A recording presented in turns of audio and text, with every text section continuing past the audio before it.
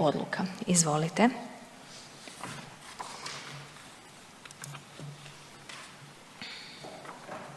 Zahvaljujem poštovana potpredsjednice, poštovane kolegice i kolege. Odbor za ljudska prava i prava nacionalnih manjina Hrvatskog sabora na 40. sjednici održanog 7. ožujka 2019. godine raspravljao je o prijedlogu odluke o imenovanju članova Povjerenstva za rad po pritužbama u Ministarstvu unutarnjih poslova i razrješenju članova povjerenstva kojima je po sili zakona istekao mandat. Odbor je temeljem članka 5c Zakona o policiji raspisao javni poziv. Na javni poziv javilo se ukupno 14 kandidata od kojih je jedan kandidat povukao prijavu, a ostalih 13 kandidata zadovoljilo je uvjete iz javnog poziva. Radna skupina odbora pregledala je pristigle prijave te je odboru predložila da se za članove povjerenstva imenuju Antun Čavičić, Dubravka Grozdanović, Teo Giljević, Stjepan Jurenec, Milan Jurković, Nenad Rukavina, Marijan Šuperina, Ivan Zidarević i Vlatka Županec. U raspravi je radna skupina obrazložila tijek postupka od donošenja zaključka na 36. sjednici odbora, objave javnog poziva, razmatranja prijava, pribavljanja potvrda o nekažnjavanju. Od 13 kandidata čije su se prijave razmatrale, jedan kandidat ima srednju stručnu spremu, a 12 kandidata ima visoku stručnu spremu, pri čemu je jedan od njih doktor znanosti, a jedan magistar znanosti. 6 prijavljenih kandidata su bili članovi povjerenstva u mandatu od 2020. do 2024. 3 kandidata aktivno je u radu civilnog društva vezano uz zaštitu ljudskih prava. 3 kandidata su umirovljeni policijski službenici s iskustvom na rukovodećim radnim mjestima. 6 kandidata su hrvatski branitelji. Na natječaj su se javile 2 žene i 11 muškaraca. Prilikom donošenja odluke kojih će 9 kandidata predložiti radna skupina uzela je u obzir činjenicu da je odbor podržao dosadašnji rad povjerenstva kroz prihvaćanje izvješća o radu. Od ostalih kriterija radna skupina posvetila je pozornost tome da jednako budu zastupljena oba spola i što različitiji segmenti društva. U raspravi je ukazano na značaj povjerenstva u zaštiti ljudskih prava te potreba za informiranjem o radu povjerenstva, kao i to da je povjerenstvo od 2020. do 2024. riješilo gotovo sve zaostale predmete iz prethodnih razdoblja i unaprijedilo rad povjerenstva. Članovi povjerenstva imenovani su 28. veljače 2020. godine na mandat od 4 godine te im je po sili zakona istekao mandat, zbog čega je potrebno donijeti odluku o razrješenju članova povjerenstva kojima je istekao mandat.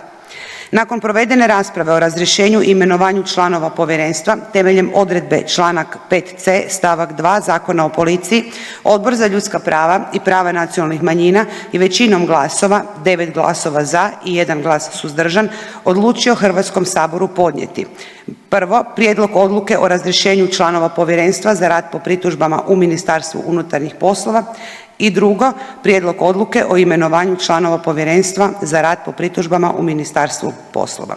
Hvala vam lijepa.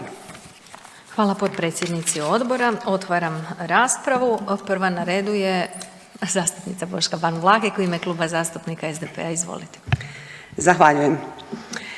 Poštovane kolegice i kolege, kao što sam navela uvodno, danas raspravljamo o imenovanju novih članova Povjerenstva za rad po pritužbama u Ministarstvu unutarnjih poslova. Željela bih vam predstaviti neke ključne podatke iz izvješća o radu povjerenstva u proteklom 4-godišnjem mandatu koji jasno pokazuje važnost ovog tijela. Povjerenstvo je završilo svoj mandat 28. veljače 2024. godine riješivši sve pristigle pritužbe građana na rad policije, ukupno 631 pritužbu. Ono što je posebno važno naglasiti jest da je povjerenstvo na početku svog mandata 2020. godine preuzelo čak 538 neriješenih pritužbi iz prethodnog razdoblja, od kojih su neke čekale na rješavanje još od 2013. godine. Ovo jasno ukazuje na nužnost kontinuiranog i efikasnog rada povjerenstva. U svom 4-godišnjem mandatu povjerenstvo je održalo 42 sjednice. Analiza njihovih odluka pruža nam važan uvid u funkcioniranje našeg policijskog sustava. U 27,9 riješenih pritužbi povjerenstvo je utvrdilo da su navodi podnositelja u potpunosti ili djelomično utemeljeni. Konkretno, 14,1% pritužbi bilo je u potpunosti utemeljeno, a 13,8% djelomično utemeljeno. U 56,7% slučajeva pritužbe su ocijenjene kao neutemeljene. 4,6% pritužbi rezultirano je nepotvrđenim navodima, dok je 5,3% slučajeva utvrdilo povjerenstvo da nije nadležno. I ono što je nažalost u 5,5% slučajeva postupak je obustavljen zbog smrti podnositelja pritužbe.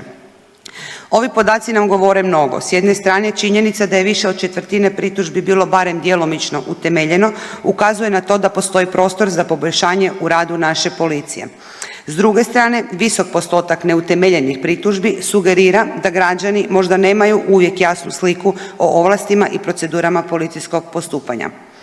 Iz godišnjih izvješća povjerenstva vidljivo je da se građani najviše pritužuju na postupanja policijskih službenika u prometu, postupanja u kriminalističkom istraživanju, postupanja prilikom narušavanja javnog reda i mira, nepravilno ophođenje policijskih službenika prema građanima, uporabu sredstava prisile te postupanja vezano za nasilje u obitelji. Ovi podaci nam pomažu identificirati područja na kojima trebamo dodatno raditi kako bismo unaprijedili odnos između policije i građana. Važno je napomenuti da građanski nadzor nad radom policije u Hrvatskoj nije novost. Prvo tročlano povjerenstvo osnovano je krajem 2012. godine i radilo je do kraja ožujka 2015. Nakon više od 5 godina pauze, 28. veljače 2020. godine, imenovanjem 9 članova povjerenstva ponovno je uspostavljen građanski nadzor nad radom policije. Ovi podaci jasno pokazuju važnost kontinuiranog rada povjerenstva. 5-godišnja pauza rezultirala je značajnim zaostatkom neriješenih pritužbi, što nije prihvatljivo u demokratskom društvu koje teži transparentnosti i odgovornosti. Stoga imenovanje novih članova povjerenstva nije samo formalna procedura.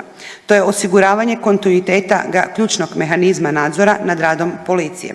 Svaki dan bez funkcionalnog povjerenstva je dan kada povjerenje građana u institucije može biti narušeno.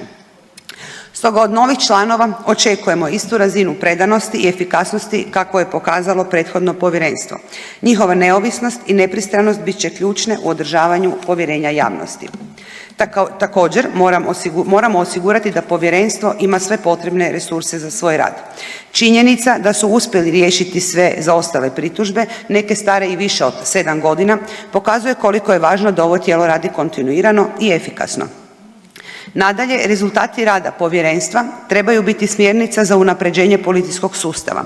Područja na koja se građani najviše žale trebaju biti fokus dodatnih edukacija i poboljšanja procedura u radu policije. Stoga, kolegice i kolege, pozivam vas da prilikom glasanja o novim članovima povjerenstva imate na umu ove podatke. Ovo tijelo nije samo još jedan administrativni sloj, već ključni mehanizam za osiguravanje transparentnosti i odgovornosti u radu policije. Hvala vam lijepa. Hvala vama zastupnice Ban Vlahek. U ime Kluba zastupnika HDZ-a govorit će uvaženi zastupnik Miro Totgergeli. Izvolite.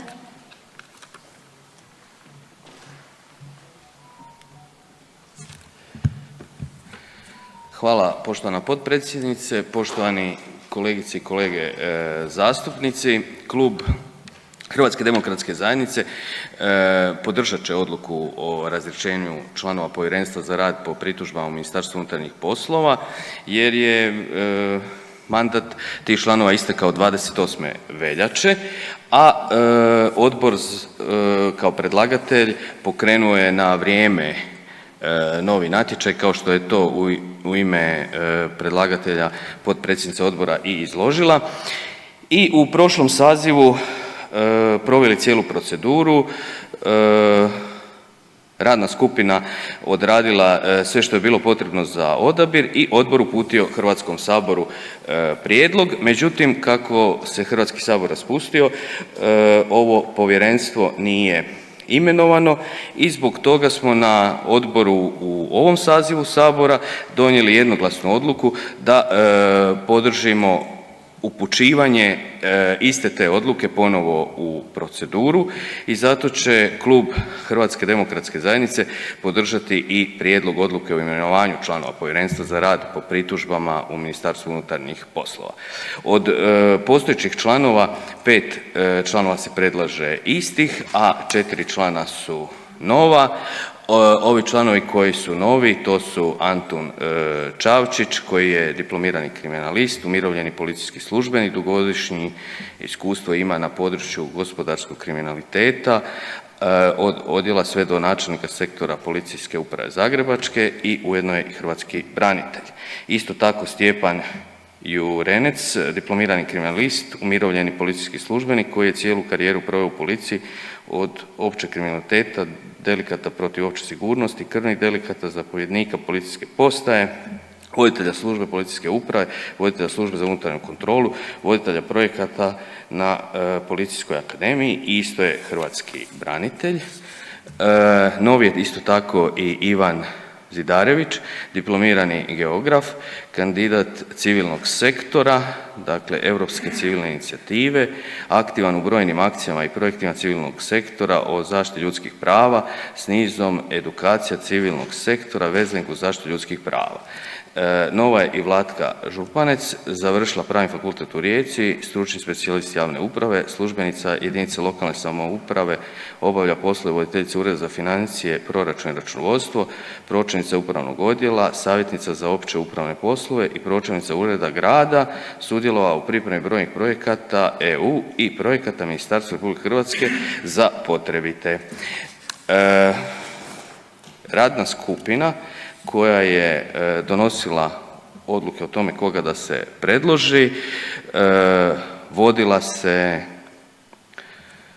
i uzimala u obzir činjenice da je odbor podržao dosadašnji rad povjerenstva, kao što je to u ime predlagatelja i rečeno već, kroz prihvaćanje izvješća o radu i od ostalih kriterija radna skupina posvetila je pozornost da jednako budu zastupljena oba spola, koliko je to bilo moguće iz prijava. Čuli smo, bilo je 14, jedna odustala 13, a bira se 9, ali i da bude zastupljeno što različitih segmenata društva.